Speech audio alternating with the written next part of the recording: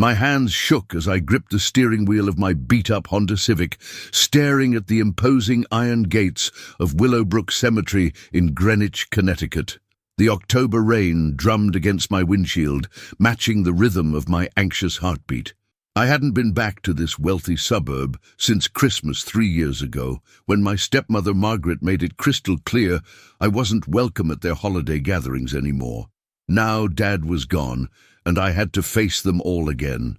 I pulled into the parking lot, my car looking pathetic next to the sea of luxury vehicles, Mercedes, BMWs, Teslas, the kind of cars I could never afford on my freelance graphic design income.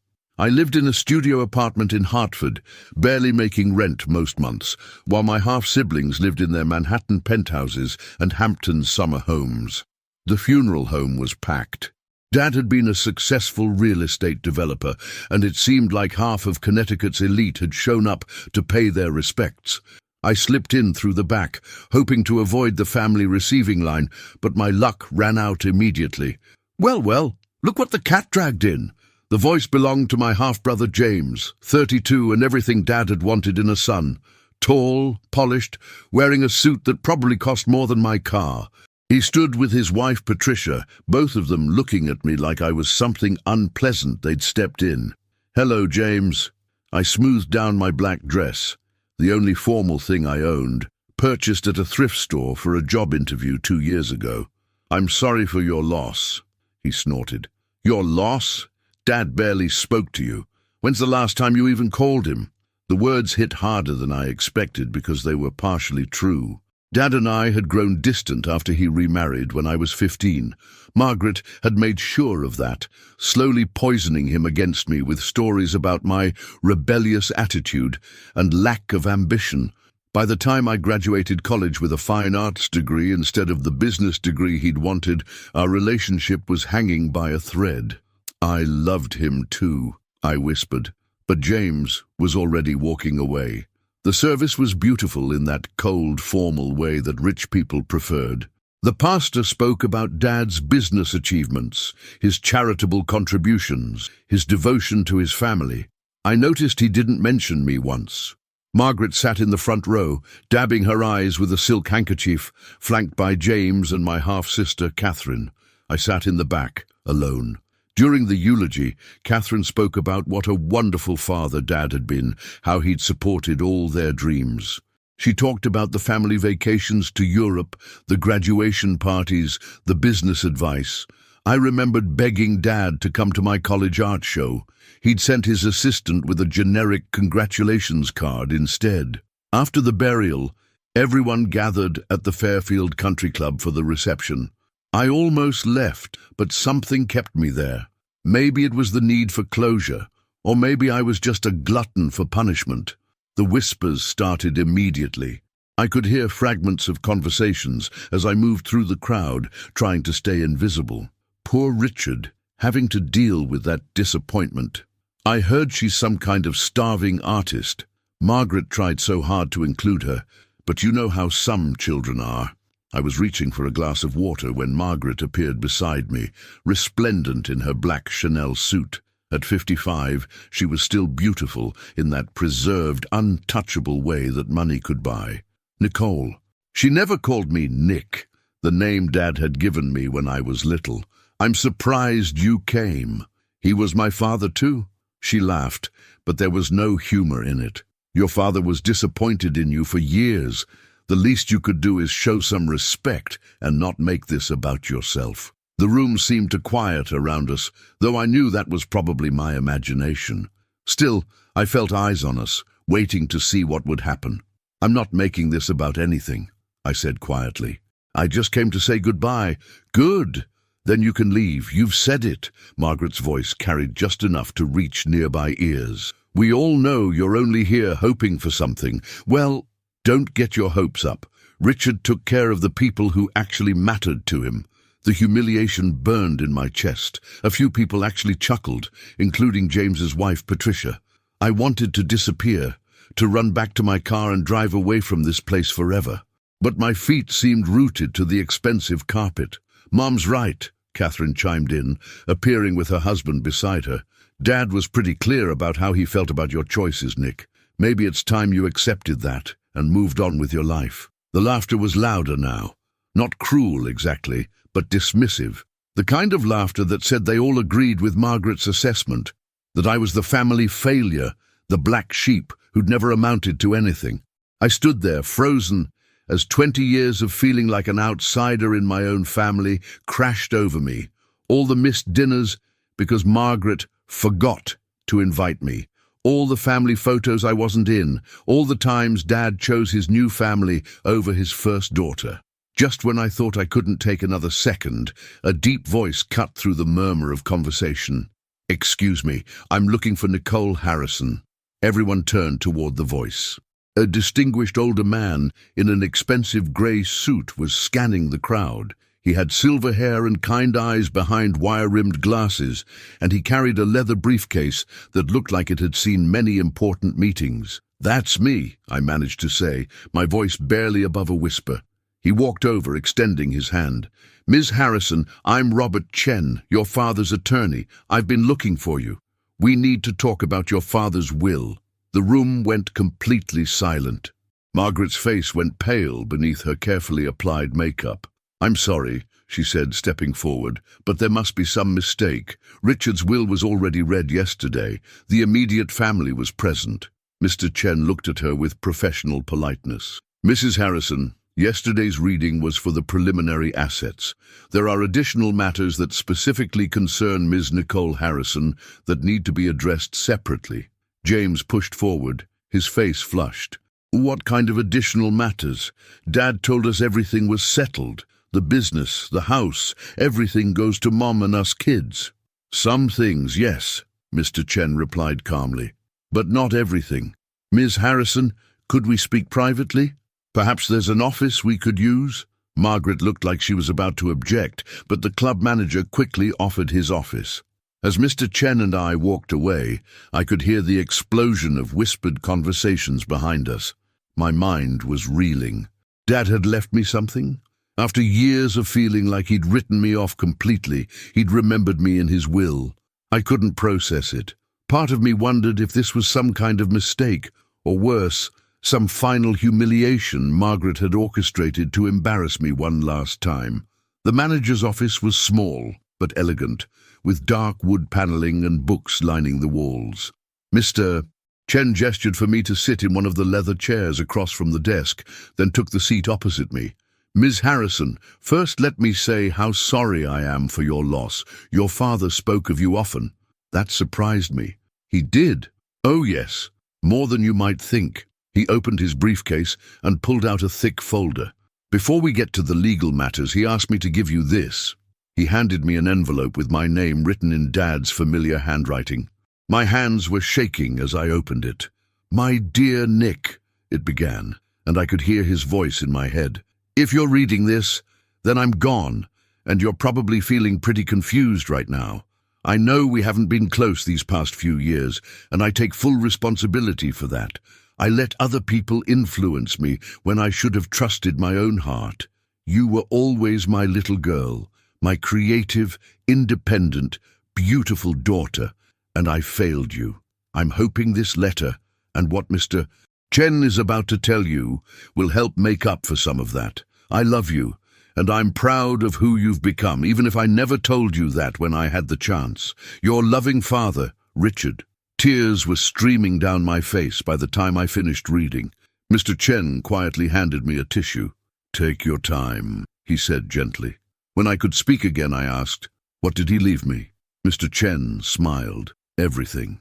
I stared at Mr. Chen, certain I'd misheard him. "I'm sorry, what did you say?" "Your father left you everything, Ms. Harrison. The house, the business, the investment portfolio, the vacation properties, all of it." The room started spinning. I gripped the arms of my chair, trying to process what he was telling me. "But yesterday, Margaret said the will was already read, that everything went to her and my half-siblings." Mr. Chen's expression grew somber. "That was a preliminary reading of an older will, one your father had drafted 5 years ago. However, 3 months ago, your father came to see me. He wanted to make significant changes. The document we read yesterday is no longer valid. 3 months ago? My mind raced. That was around the time Dad had called me out of the blue. I'd been so busy with a freelance project that I'd barely talked to him for 10 minutes. Had he been trying to tell me something? Your father was very specific about his wishes, Mr. Chen continued, pulling out a thick document. This is his final will and testament, signed and witnessed properly. In it, he states that he wants to correct what he called years of poor judgment regarding his estate planning. He began reading in his calm, professional voice. To my daughter Nicole Margaret Harrison, whom I have failed as a father, but who has never failed to be exactly who she was meant to be, I leave my entire estate.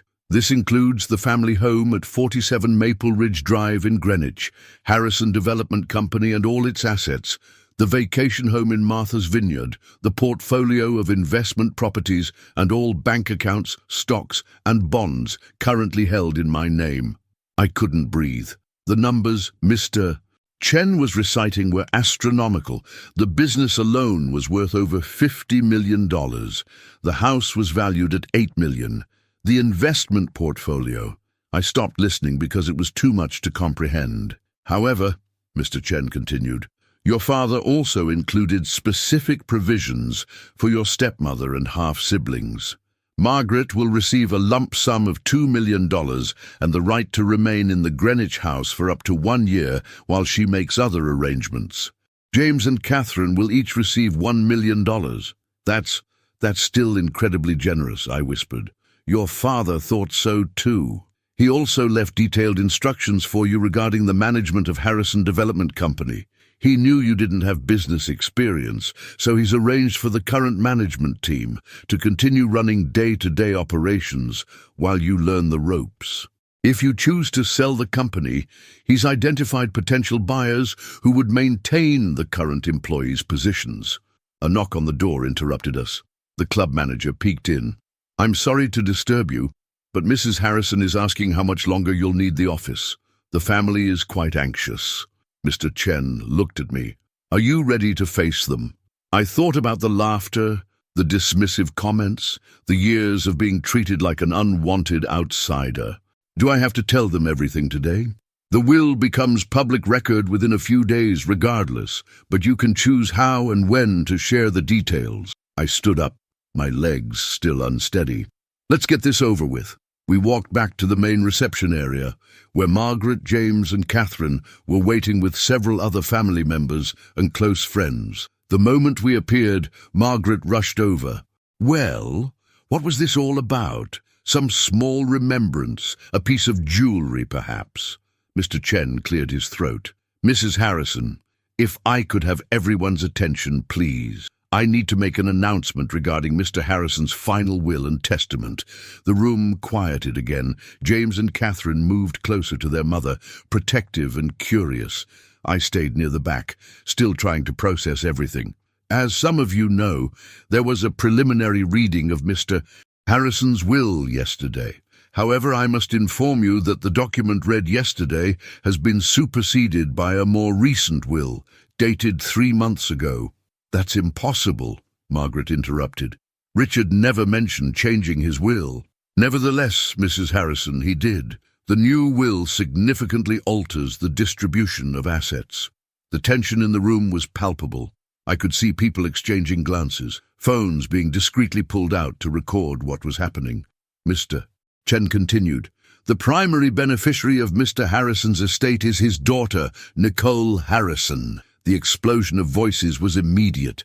Margaret actually staggered backward, caught by James. Catherine's face went bright red. That's ridiculous, James shouted. She hasn't spoken to Dad in years. She's been nothing but a disappointment, Catherine added. This has to be some kind of mistake. Margaret had found her voice again. I want to contest this immediately. Richard wasn't in his right mind. That girl probably manipulated him somehow. Mr. Chen raised his hand for silence. I understand this is surprising news. However, I can assure you that Mr. Harrison was completely competent when he made these changes. I have medical documentation confirming his mental capacity, and the will was witnessed by 3 independent parties. What exactly did he leave her? Margaret's voice was deadly quiet now. The majority of the estate, including the family home, the business and the investment properties. However, Mr. Harrison also made provisions for you and your children. You'll receive $2 million, Mrs. Harrison, and James and Catherine will each receive $1 million. The math was clearly not working out the way Margaret had expected.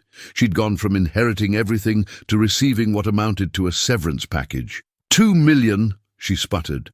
After 20 years of marriage, after building that business together? Mom, calm down, James said, but his face was ashen. We need to think about this logically. Think about what?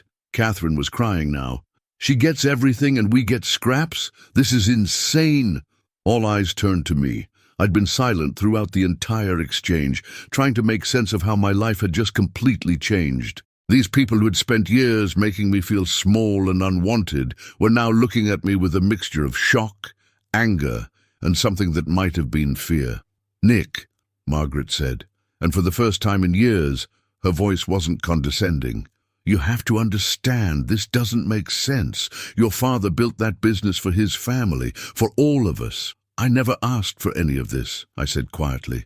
Then give it back, Catherine snapped. If you don't want it, sign it over to us. We're the ones who actually cared about Dad. The accusation stung because part of me wondered if it was true. Had I given up on Dad too easily? Should I have tried harder to maintain our relationship despite Margaret's interference? But then I remembered the letter, his words about taking responsibility for our distance. And I thought about all the times I'd reached out only to be rebuffed or ignored. I need time to think about all of this, I said. Time to think? James was incredulous. Nick, you're talking about a $50 million business empire. You can't just think about it like it's deciding what to have for lunch. Mr. Chen stepped forward. Perhaps we should continue this discussion at a more appropriate time. This is still a funeral reception after all. But the damage was done. Word was spreading through the crowd like wildfire. I could hear the whispers starting again, but this time they had a very different tone. Did you hear? The artist's daughter inherited everything. Poor Margaret, after all these years. I never would have expected Richard to do something like this. Margaret grabbed my arm, her manicured nails digging into my skin. We need to talk privately. This affects all of us. Mrs. Harrison, Mr. Chen interrupted. I would advise against any private discussions regarding the will without legal representation present. The implication was clear. He was warning me that they might try to pressure me into giving up my inheritance. I think I should go, I said, looking around the room at all the shocked faces staring back at me. Go! Margaret's voice was shrill now. You can't just drop a bomb like this and leave. But I was already walking toward the exit. Mr.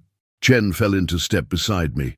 Ms. Harrison, given the circumstances, I think it would be wise for us to meet tomorrow to discuss your options in detail. There are a lot of decisions to be made. I nodded, not trusting my voice. As we reached the door, I could hear the voices behind us growing louder, more agitated. In the parking lot, Mr. Chen handed me his business card. Are you going to be all right driving home? I looked at my beat-up Honda, thinking about the $8 million house I apparently now owned. I honestly don't know if I'm going to be all right with anything ever again. He smiled kindly. Your father believed you were stronger than you knew. I think the coming weeks will prove him right. As I drove back toward Hartford, my phone started ringing.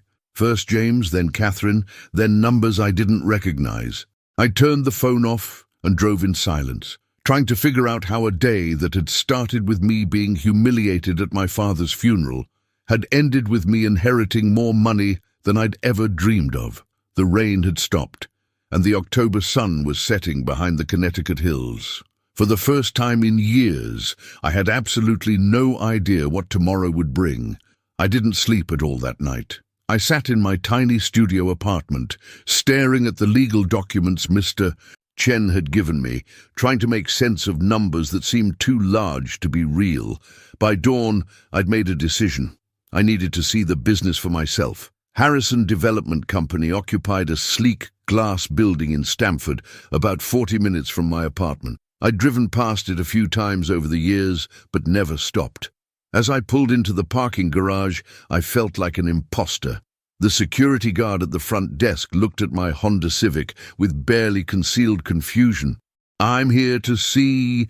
Well, I guess I'm here to see whoever's in charge," I told the receptionist, a polished woman in her 30s.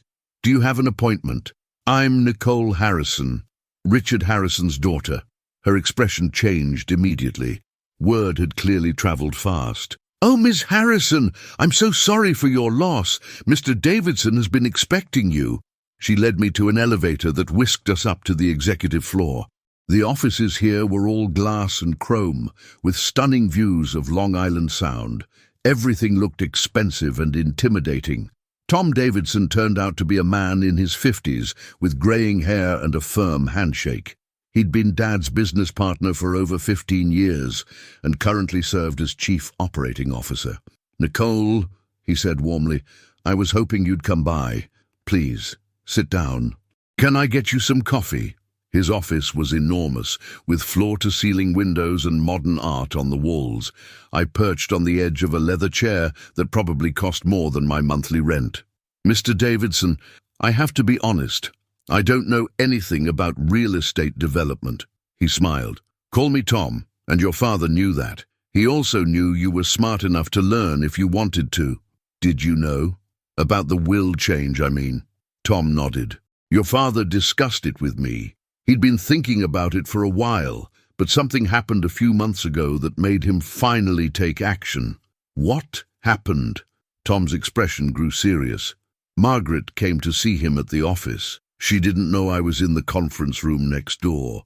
I heard her telling your father that you'd never amount to anything, that you were just waiting for him to die so you could get whatever money he might leave you." The words hit me like a physical blow. Even knowing how Margaret felt about me, hearing it stated so bluntly was painful. "Your father was furious," Tom continued. "After she left, he came into my office and said he'd made a terrible mistake letting her poison his relationship with you. He said he was going to fix it. He tried to call me around that time, I remembered, but I was busy with work. He tried calling several times, actually. When you didn't call back, he decided to speak through his actions instead." Tom pulled out a thick folder. "Let me show you what you've inherited." For the next 2 hours, he walked me through the company's portfolio. Harrison Development owned office buildings, shopping centers, residential complexes, and undeveloped land throughout Connecticut and New York. The company had 42 employees and contracts for projects worth over $100 million. "The good news," Tom said, "is that we have an excellent management team. Your father built this company to run smoothly whether he was here or not. The day-to-day operations don't require your involvement unless you want to be involved. And if I wanted to sell, we've had offers. 3 major development companies have expressed interest in buying us out. The lowest offer was $65 million. I nearly choked on my coffee. $65 million? Your father turned them all down because he hoped one of his children would want to continue the business. James showed some interest a few years ago, but..." Tom paused diplomatically. "But what?" "Let's just say James has expensive tastes and limited patience for the details that make a business successful." We were interrupted by Tom's assistant announcing that James and Catherine were in the lobby, demanding to see whoever was in charge. "Do you want to see them?" Tom asked. I thought about it. Running away yesterday had felt good in the moment, but it had also felt cowardly. "Send them up." James stormed into the office like he owned the place, with Catherine right behind him. Both looked like they hadn't slept any better than I had. "What are you doing here?" James demanded. "Learning about the business I apparently inherited." "This is ridiculous, Nick. You know nothing about real estate. You'll run it into the ground within a year." Tom stood up. "Actually, James, your sister is asking very intelligent questions. She's already grasped more about our operations in 2 hours than you did in the 6 months you worked here." James's face flushed red. I remembered that stint. Dad had given him a job after college, but he'd spent most of his time taking long lunches and leaving early for golf games. "Look," Catherine said, sitting down across from me. "We need to work something out. This business supports dozens of families. Mom's been involved in the charitable foundation. There are people depending on this company." "I'm not planning to fire anyone," I said. "But you might sell," James accused. "And then what happens to all of us? All of you are getting significant inheritances. Most people would be grateful." "Grateful?" Catherine laughed bitterly. "Nick, Mum gave up her career to support Dad. She's been the hostess for every business dinner, every charity event. She's as much a part of this company's success as anyone." There was some truth to that, I had to admit. Margaret had been the perfect corporate wife, beautiful and charming and socially connected. "And James has been training to take over the business," Catherine continued.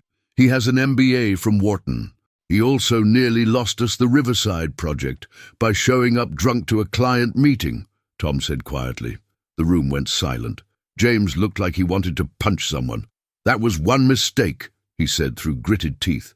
"It was the last in a series of mistakes," Tom replied. "Your father made the decision to change his will after that incident." I was starting to understand. Dad hadn't just been responding to Margaret's cruel words about me. He'd been watching his son prove he wasn't ready for the responsibility of running a major company. "So, what do you want from me?" I asked my half-siblings. "Partnership," Catherine said quickly. "Keep the business, but bring us in as equal partners. We can all work together." James nodded eagerly. "I could be CEO, you could be, I don't know, something creative. Marketing, maybe?" The condescension was automatic, so ingrained they probably didn't even realize they were doing it. Even now, when I held all the cards, they still saw me as the little sister who needed their guidance. "I need time to think about all my options," I said. "Time?" James stood up, agitated. "Nick, you're talking about our lives here, our futures. And you've all made it very clear over the years how you felt about mine." That stopped them cold. Catherine looked genuinely surprised, as if she'd never considered that their treatment of me might have consequences. "We were never cruel to you," she said. "You were never kind to me either." Tom was watching this exchange with interest. After James and Catherine left, Catherine crying, James threatening legal action, he poured himself another cup of coffee. "Your father worried about this," he said. "He knew they'd see you as an obstacle rather than a sister." "What would you do if you were me?" Tom considered the question carefully. "Your father built this company because he loved creating things, solving problems, seeing empty lots become places where people could live and work and build their lives. If you sell to one of the big corporations, that vision dies. They'll strip out everything that makes Harrison Development special and turn it into just another profit center. But I don't know how to run a company." "Neither did your father when he started. But he had good instincts and he surrounded himself with people who knew what they were doing." Tom smiled. "The same offer stands for you." I spent the rest of the day touring the company's current projects. We visited a residential development in Westport where families were moving into beautifully designed townhomes. We saw the renovation of a historic building in New Haven that was being converted into affordable housing for young professionals. We stopped by the company's newest project, a mixed-use development that would include retail space, offices, and apartments, all designed with environmental sustainability in mind. At each site, I met employees who had worked for Dad for years. They all expressed condolences, but I could also see the worry in their eyes. They were wondering if the new owner would keep them on, if their projects would continue, if their livelihoods were secure. By the time Tom dropped me back at my car, I had a much clearer picture of what I'd inherited. This wasn't just money. It was responsibility for dozens of people's careers, for projects that would shape communities for decades to come. My phone had been buzzing all day with calls from James, Catherine, and Margaret. I'd ignored them all, but as I drove home, I knew I couldn't avoid them forever. That evening, Margaret showed up at my apartment. I almost didn't let her in, but curiosity won out. She looked different without her perfect makeup and designer clothes, older, more vulnerable. She was wearing jeans and a simple sweater, and her hair was pulled back in a ponytail. "We need to talk," she said. My apartment was embarrassing with her there. The studio was maybe 400 square feet, with a Murphy bed, a tiny kitchen, and windows that looked out at the parking lot. Margaret perched carefully on my second-hand couch, as if she was afraid it might be dirty. "You can't keep the business," she said without preamble. "Why not?" "Because you'll destroy it. Because James has worked his whole life preparing to take it over. Because your father built it for his family, and we're his family too. He left it to me, Margaret. That was his choice." She was quiet for a long moment, looking around my shabby apartment. "What do you want, Nicole? Really? You've never cared about money or status. You chose to live like this, even when your father offered to help you." That was true. Dad had offered to pay for a better apartment, to help me start my own design business, to give me opportunities I'd turned down because I'd wanted to make it on my own. "I want to understand why he chose me," I said honestly. Margaret's carefully controlled expression cracked slightly. "Because you're just like him. Stubborn, idealistic, convinced you know better than everyone else." "Is that why you hated me?" The question hung in the air between us. Margaret looked genuinely shocked that I'd asked it so directly. "I never hated you," she said quietly. "I was afraid of you, afraid of me. You were his first child, his daughter with his first wife, the woman he loved before he loved me." Margaret's voice was barely above a whisper. "Every time he looked at you, I could see him remembering her, and you were so much like her, creative, independent, unimpressed by all the things that impressed everyone else." I stared at her. I'd never heard Margaret mention my mother before. "I thought if I could make you seem disappointing, make your choices seem wrong, then maybe he'd stop seeing her when he looked at you." Or the confession hung between us like a bridge I wasn't sure I wanted to cross. "Instead, you drove us apart." "I know," she whispered, "and I'm sorry. I'm sorrier than you'll ever know." We sat in silence for a while. Outside I could hear traffic and the sounds of people coming home from work, living their normal lives, while mine had been turned completely upside down. "The business means everything to James," Margaret said finally. "It's all he's ever wanted."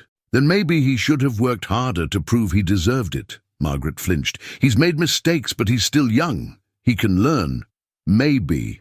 But Dad chose to teach me instead." When Margaret left an hour later, I sat alone in my apartment, thinking about responsibility and forgiveness and the weight of expectations I'd never asked for. Tomorrow, I would have to start making decisions that would affect not just my life, but the lives of everyone connected to Harrison Development Company. Tonight, I was still just Nick Harrison, struggling artist, living in a studio apartment and wondering how everything had changed so fast. 3 days after Margaret's visit, I was in Mr. Chen's office signing papers that made my inheritance official when his secretary brought in a FedEx envelope marked "Personal and Confidential" for me. "That's odd," Mr. Chen said, looking at the return address. "It's from your father's personal banker."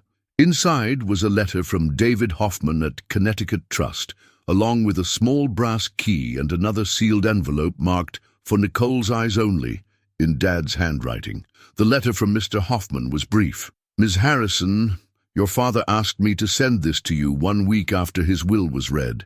He said you would understand what to do with the key. Please call me when you're ready to discuss the contents of Safe Deposit Box 1247. My hands were shaking as I opened Dad's second letter.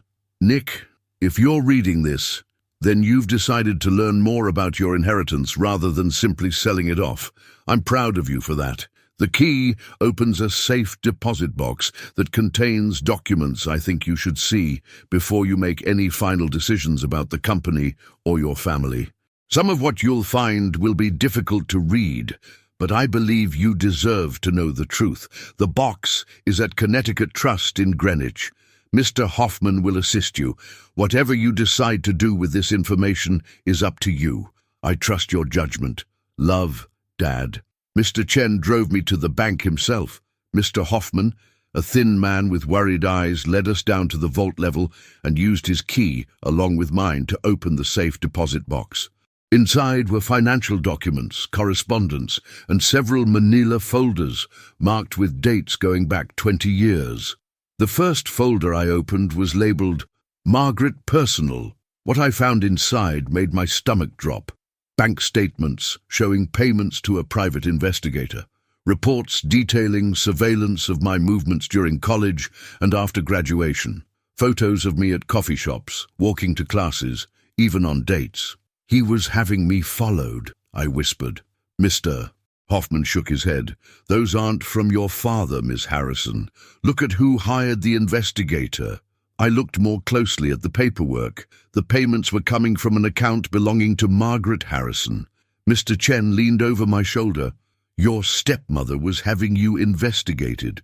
The reports were thorough and invasive. They detailed my grades, my boyfriends, my part-time jobs, even my therapy sessions after Mom died. But what disturbed me most were the handwritten notes in the margins, clearly in Margaret's writing, "Still seeing that inappropriate boy," and "spending money frivolously," and "no signs of drug use, but should continue monitoring." "Why would she do this?" I asked. Mr. Hoffman pulled out another folder. "I think this will explain it." This folder contained correspondence between Margaret and a lawyer I'd never heard of. The letters discussed strategies for limiting Nicole's influence on Richard and protecting the legitimate family's interests. But the most damning document was a copy of a letter Margaret had sent to Dad 3 years ago, right around the time our relationship had completely deteriorated. "Richard," it began, "I'm writing this because I love you, and I'm worried about Nicole's influence on you. The investigators' reports confirm what I've suspected. She's living a reckless lifestyle, associating with questionable people, and clearly hoping you'll bail her out financially when her art career inevitably fails. I know you feel guilty about her mother's death, but enabling Nicole's poor choices isn't helping anyone. Our children have worked hard to build relationships with you and contribute to the family business. Don't let misplaced sentiment about your first marriage cloud your judgment about who really deserves your legacy." I read the letter 3 times, each pass making me angrier. The questionable people she referenced were my art school friends. The reckless lifestyle was me working 2 part-time jobs to pay rent while trying to build a freelance career. And the misplaced sentiment was Dad's love for my mother, who had died of cancer when I was 12. "There's more, Mr. Hoffman said gently, handing me another folder. This one contained Dad's responses to Margaret's accusations, handwritten notes that were never sent, drafts of letters defending me, research he'd done to fact-check Margaret's claims. I could see his internal struggle playing out across the pages, his love for me warring with Margaret's constant manipulation. One note, dated just 6 months ago, brought tears to my eyes. "Nicole is not her mother, but she has her mother's integrity. Sarah would be ashamed of me for letting anyone convince me that our daughter was anything less than extraordinary." The final folder was the most shocking. It contained financial records showing that James had been embezzling money from the company for over 2 years. Small amounts at first, then larger sums. The records showed fake invoices, inflated expense reports, and unauthorized transfers totaling over $300,000. "Dad knew about this?" I asked. Mr. Hoffman nodded. "He hired a forensic accountant 6 months ago when he started noticing irregularities. That's when he decided to change his will." "Does James know that Dad found out?" "We don't believe so. Your father was still deciding how to handle it when he passed away." I sat back in my chair, overwhelmed. My stepfamily hadn't just been cold and dismissive. They'd been actively working to destroy my relationship with Dad while stealing from his company. "What did Dad want me to do with this information?" Mr. Chen spoke up. "The letter says it's your choice, but I think he wanted you to understand that his decision to change the will wasn't impulsive. It was based on 20 years of seeing who his family really was. We made copies of everything and returned the originals to the safe deposit box." As we drove back to Mr. Chen's office, I felt like I was seeing my entire childhood through a different lens. All those times Margaret had seemed to know exactly what to say to make Dad doubt me. All those coincidental discoveries of my minor mistakes or poor choices. She'd been building a file against me for years. That evening I sat in my apartment staring at the copies of the documents, trying to decide what to do. Part of me wanted to confront them immediately, to throw their crimes and manipulations back in their faces. But another part of me wondered if Dad would have wanted me to handle this quietly, to take the high road. My phone rang. It was Tom from the office. "Nick, I'm sorry to bother you at home, but we have a problem. James came by the office today demanding access to the financial records. When I refused, he threatened to go to the board of directors and claim you're incompetent to run the company. Can he do that? Legally? No. The company is yours now. But he could make things difficult, especially if he convinces some of our business partners that there's instability in the leadership." I made a decision. "Tom, can you set up a meeting for tomorrow morning? I want James, Catherine, and Margaret there. It's time we had an honest conversation." "Are you sure? They're pretty angry right now." "I'm sure. And Tom, can you bring the financial records for the past 3 years? All of them." The next morning, I arrived at the Harrison Development offices early. I'd barely slept, but I felt clearer than I had since Dad's funeral. Tom met me in the conference room with boxes of financial documents and a look of concern. "You don't have to do this alone," he said. "We can bring in the company's legal team." "No, this is family business, but I appreciate you being here." Margaret, James, and Catherine arrived together, all dressed for battle. Margaret wore her most intimidating business suit, and James looked like he was ready to take over the boardroom. Catherine seemed nervous, which made me think she might not know about her brother's embezzlement. "Well," Margaret said, taking a seat at the head of the conference table like she still owned the place, "you called this meeting. What do you want?" I placed a folder in front of each of them. "I want to show you what Dad left me in addition to the business." James opened his folder first. His face went white as he saw the financial records documenting his theft. "This is, I can explain, $300,000 over 2 years, I said calmly. "Fake invoices, padded expense reports, unauthorized transfers to your personal accounts." Catherine gasped, looking at her brother with shock. "James, what is this?" "It's not what it looks like," he said, but his voice was shaking. Margaret had opened her folder and was staring at the surveillance reports. "Where did you get these?" "Dad's safe deposit box, along with all your correspondence with lawyers about protecting the legitimate family's interests. 20 years of you systematically poisoning his relationship with me." The room was dead silent. Tom was staring at Margaret with disgust. "You had your own stepdaughter, followed by private investigators," he said. "What kind of person does that?" "The kind who was protecting her family," Margaret snapped, but she'd lost her usual confidence. "Protecting your family by destroying mine?" I stood up, feeling years of suppressed anger finally finding its voice. "You made me feel like I was crazy for thinking you hated me. You made me doubt my own memories, my own experiences. You turned my father against me with lies and manipulation." "I never lied," Margaret said defensively. "You told him I was living a reckless lifestyle. You said I was associating with questionable people and waiting for him to die so I could inherit his money. All lies." Catherine was crying now. "Mom, how could you do this?" "Because she would have taken everything," Margaret exploded. "She was his precious first daughter, the child of his perfect first wife. No matter what we did, what we accomplished, he always loved her more."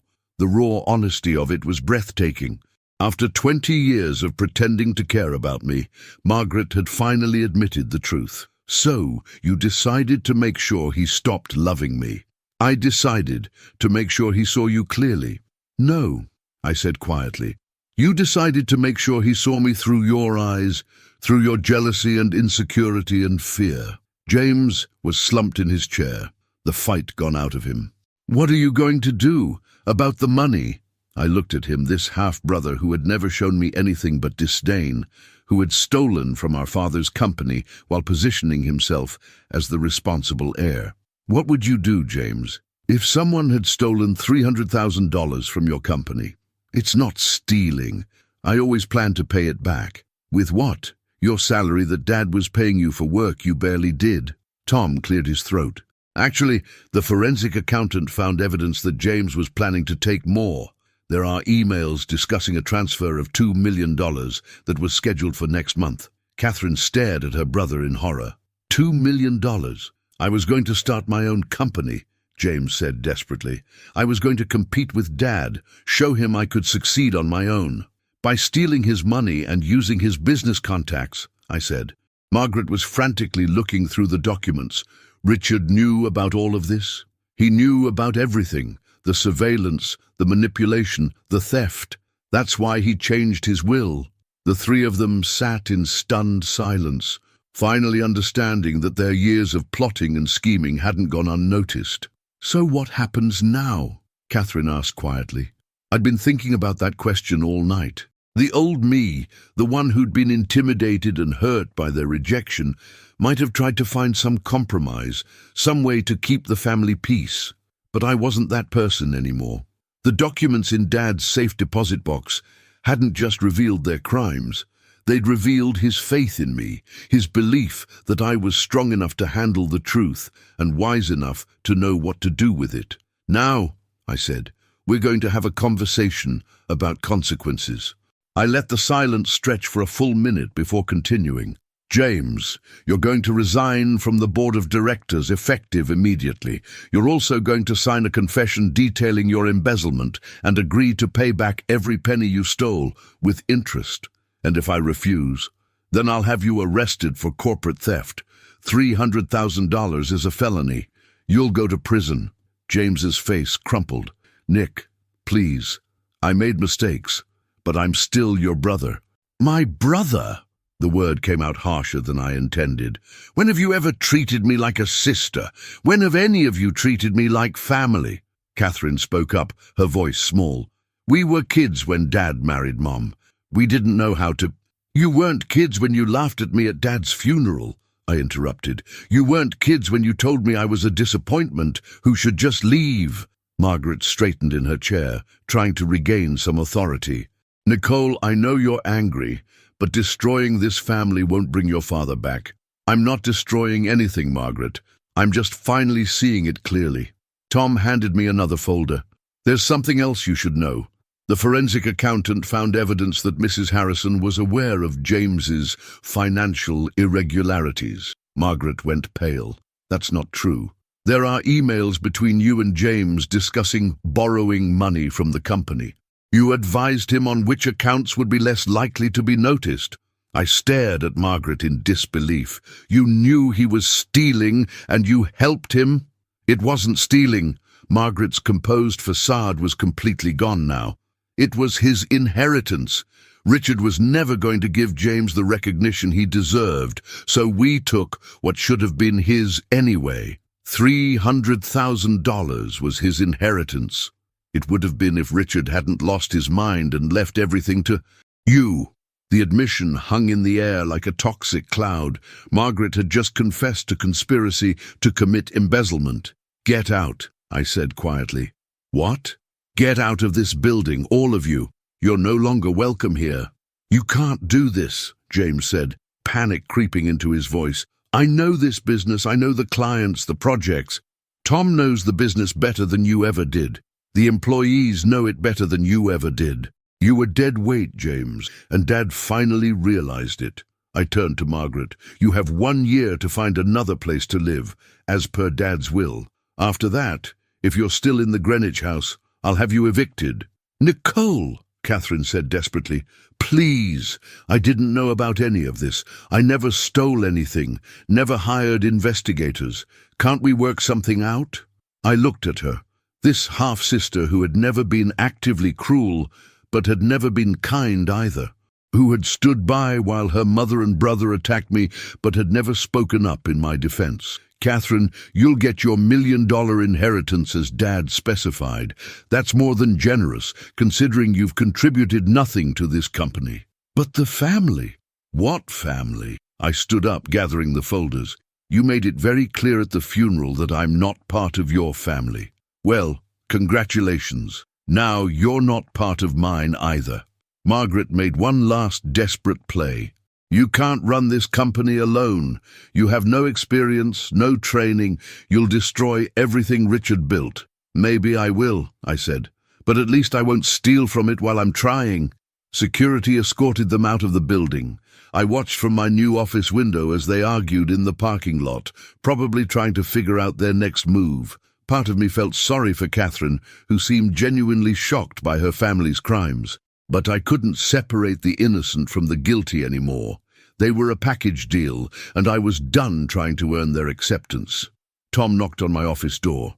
"How are you holding up?" "I feel like I'm going to throw up." He smiled sadly. "Your father said the same thing after his first big confrontation with a difficult client. He told me later that standing up for yourself never feels good in the moment, but it gets easier. Did I do the right thing?" "You did the only thing you could do. A company built on theft and lies isn't sustainable." Over the next few days, I threw myself into learning the business.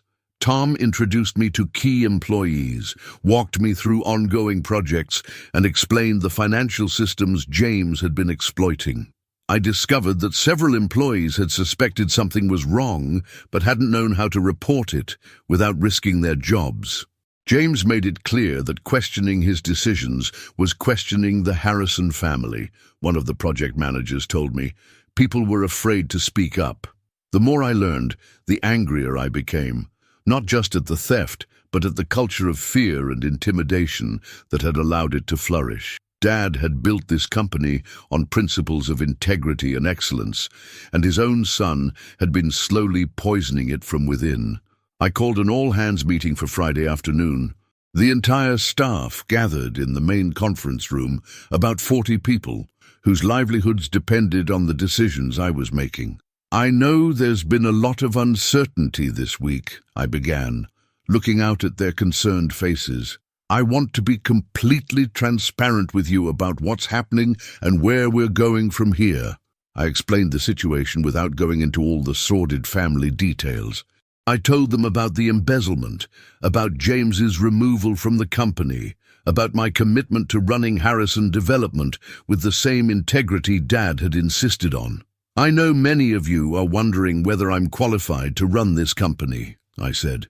"The honest answer is that I'm not, yet. But I'm committed to learning, and I'm committed to preserving what my father built here." An older woman in the back raised her hand. "What about the projects we're working on? Will there be any changes?" "No changes to current projects. We honor our commitments. We finish what we start. We do excellent work. Those principles don't change just because the ownership has." A young man near the front asked, "What about James? Will he be back?" "No, James Harrison will have no further involvement with this company." I could see relief on several faces. Whatever loyalty they might have felt toward James personally, they clearly understood that his behavior had put their jobs at risk. After the meeting, Tom introduced me to our senior project manager, a woman named Lisa Chen, who had been with the company for 8 years. "I have to ask," Lisa said once we were alone, "are you planning to sell the company?" "I don't know yet. Would you recommend that I do?" She considered the question carefully. "Your father built something special here. We're not just a development company. We're part of the communities we build in. We employ local contractors. We design projects that fit the neighborhoods. We maintain relationships with our tenants for years after construction is complete. And if I sold to one of the big corporations, they'd turn us into a profit center. They'd cut staff, speed up timelines, reduce quality. Within 5 years, there wouldn't be anything left of what your father created." That evening, I drove to the Greenwich house for the first time since the funeral. I still had a key, though I'd never felt welcome enough to use it. The house was enormous, 8 bedrooms, 6 bathrooms, a 3-car garage, and grounds that required a full-time landscaping service. Margaret's car was in the driveway, but I didn't go inside. Instead, I walked around to the backyard where Dad used to have his workshop.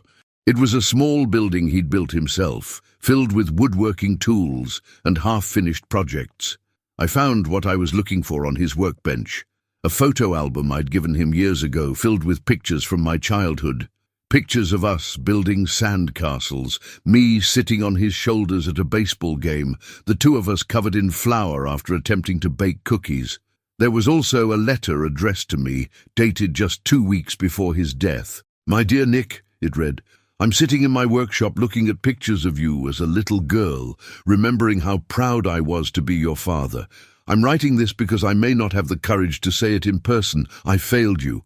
I let other people convince me that providing for you financially was the same as being your father. I let pride and stubbornness keep me from picking up the phone, from showing up at your apartment, from fighting for our relationship.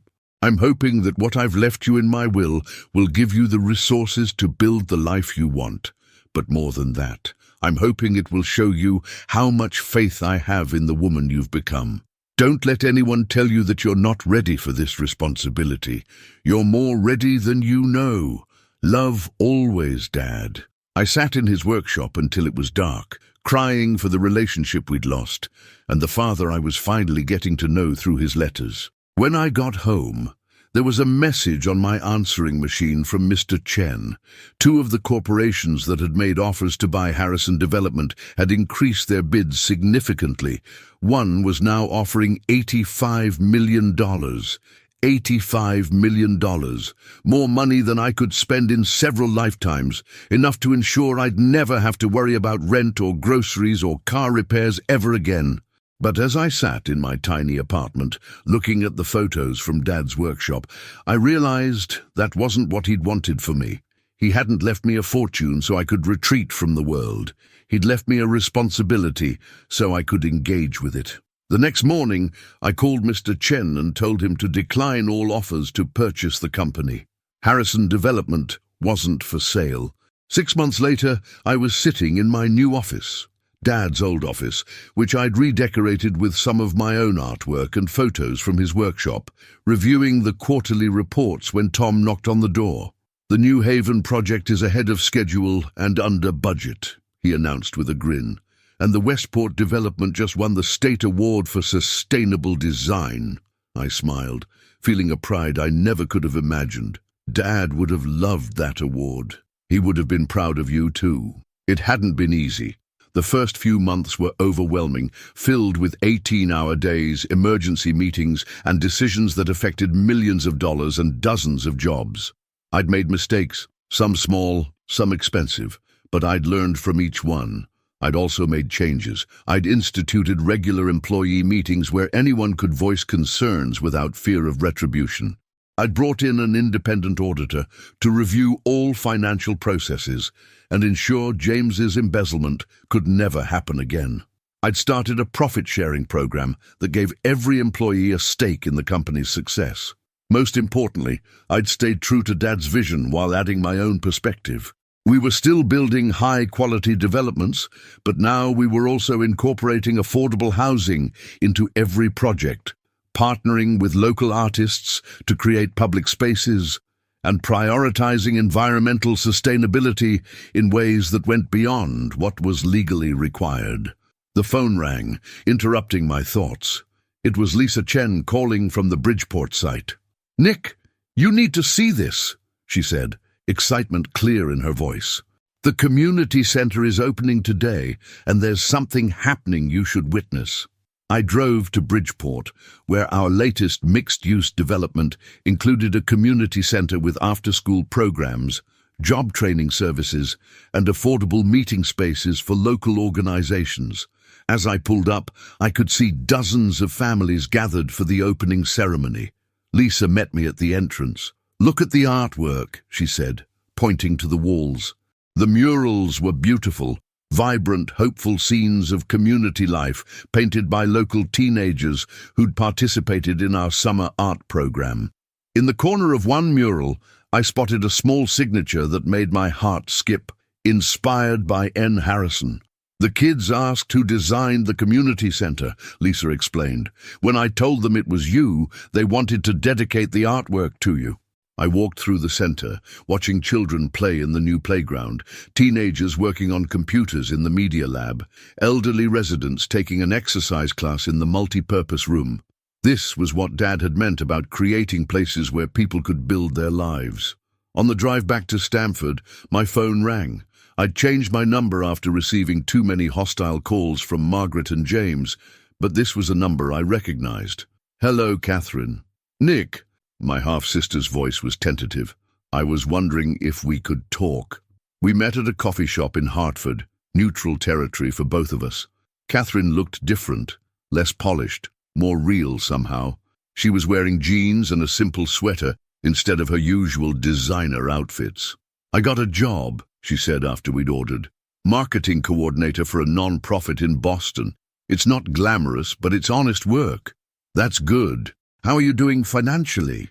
I knew her $1 million inheritance would be more than enough to start over, but I was curious about her state of mind. "I'm okay. I bought a small condo, nothing fancy. I'm learning to live within my means for the first time in my life." She paused, stirring her coffee nervously. "I wanted to apologize." "For what, specifically?" "For everything. For not standing up to Mom when she was manipulating Dad against you. For not seeing what James was doing. For treating you like you didn't matter." I studied her face, looking for signs of insincerity, but she seemed genuinely remorseful. "I was jealous of you," she continued. "Not because of the inheritance, but because Dad talked about you differently. Even when he was frustrated with your choices, there was love in his voice. With James and me, it always felt like we were projects he was trying to perfect." That insight surprised me. I'd always thought Catherine and James were the favored children, the ones who'd gotten Dad's attention and approval. "He loved you too," I said. "Maybe, but not unconditionally. Not the way he loved you." She wiped her eyes with a napkin. "I don't expect forgiveness, and I'm not asking for anything. I just wanted you to know that I understand now what we took from you, and I'm sorry." We talked for another hour about our childhood, about the family dynamics that had pitted us against each other, about the ways Margaret's insecurity had poisoned all our relationships. It was the most honest conversation Catherine and I had ever had. As we were leaving, she asked, "Are you happy? Running the company, I mean." I thought about it. I'm challenged. I'm scared most of the time, but yes, I think I'm happy. I'm building something that matters. Dad would be proud. I hope so. A week later, I got a call from Mr. Chen that Margaret and James were requesting a meeting. They wanted to discuss resolving our differences amicably. "What do you think they want?" I asked Tom. "Money, probably. Or they're planning to contest the will again." I agreed to meet them at Mr. Chen's office, with full legal representation present. Margaret and James arrived with their own lawyer, a sharp-eyed woman who looked like she'd been briefed for battle. "Nicole," Margaret began, "we've all had time to cool down and think rationally about this situation." "Have we?" "We want to propose a settlement. You keep the company, but we'd like to discuss a more equitable distribution of the liquid assets." Their lawyer slid a document across the table. They were asking for an additional $10 million each, claiming that Dad's will was written under duress and didn't reflect his true intentions. "This is interesting," Mr. Chen said, after reviewing their proposal. "You're claiming that Mr. Harrison was mentally compromised when he changed his will, but you have no medical evidence to support that. In fact, we have extensive documentation proving he was completely competent." "We also have evidence of undue influence," Margaret's lawyer replied. "Our client has reason to believe that Ms. Harrison manipulated her father into changing his will." I almost laughed. "What evidence?" "The timing of the will change coincides with increased contact between you and your father." "You mean the phone calls where I barely talked to him for 10 minutes because I was busy working?" Mr. Chen pulled out a folder. "Actually, I have phone records showing that Ms. Harrison initiated contact with her father exactly twice in the 3 months before his death. Both calls lasted less than 15 minutes, hardly evidence of manipulation." The meeting went downhill from there. Margaret became increasingly desperate, making wild accusations about my ulterior motives and calculated estrangement designed to make Dad feel guilty. James's lawyer threatened legal action that everyone in the room knew would fail. Finally, I'd heard enough. "I have a counter-proposal," I said, standing up. "You get exactly what Dad left you in his will. 2 million for Margaret, 1 million each for James and Catherine, not a penny more. In exchange, you sign agreements never to contest the will again, never to make public statements about family business, and never to interfere with Harrison Development Company operations." "And if we refuse?" Margaret asked. "Then I release all the evidence of James's embezzlement to the district attorney. I also release the surveillance reports and correspondence showing your systematic campaign to destroy my relationship with Dad. I think the business community would be very interested to know how the Harrison family really operates." Margaret's face went white. "You wouldn't. Try me." They signed the agreements that afternoon. That evening, I drove to Willowbrook Cemetery for the first time since the funeral. Dad's headstone was simple granite, with his name, dates, and the inscription, "Beloved Father and Builder of Dreams." I sat on the grass beside his grave and told him about the company, about the projects we were working on, about the employees who were thriving under the new policies. I told him about Catherine's apology and Margaret's final defeat. I told him about the community center and the kids who had dedicated their artwork to me. "I think I understand now," I said aloud, not caring if anyone heard me talking to a headstone. "You didn't leave me a fortune. You left me a purpose." The sun was setting behind the Connecticut hills, painting the sky in shades of orange and pink. Tomorrow there would be more challenges, more decisions, more responsibilities. But tonight, sitting beside Dad's grave, I felt something I hadn't experienced in years. Peace. I was exactly where I was supposed to be, doing exactly what I was meant to do. 3 months later, Harrison Development Company was featured on the cover of Connecticut Business Magazine. The headline read, "The New Generation, How Nicole Harrison is Revolutionizing Community Development." The article detailed our innovative approaches to affordable housing, environmental sustainability, and community engagement. I kept a copy of the magazine in Dad's old workshop, right next to the photo album of my childhood pictures. Sometimes, when the pressure of running a $50 million company became overwhelming, I'd go there to remember why I was doing it. Not for the money, though financial security was nice after years of struggle, not for revenge against the family members who had dismissed me, though proving them wrong had been satisfying.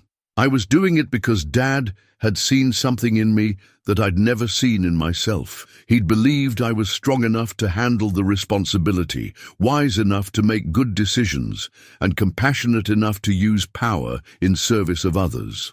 The little girl who had been laughed at during her father's funeral was gone. In her place was a woman who had learned that sometimes the greatest gift someone can give you is the chance to prove yourself worthy of their faith, and I was determined not to let him down.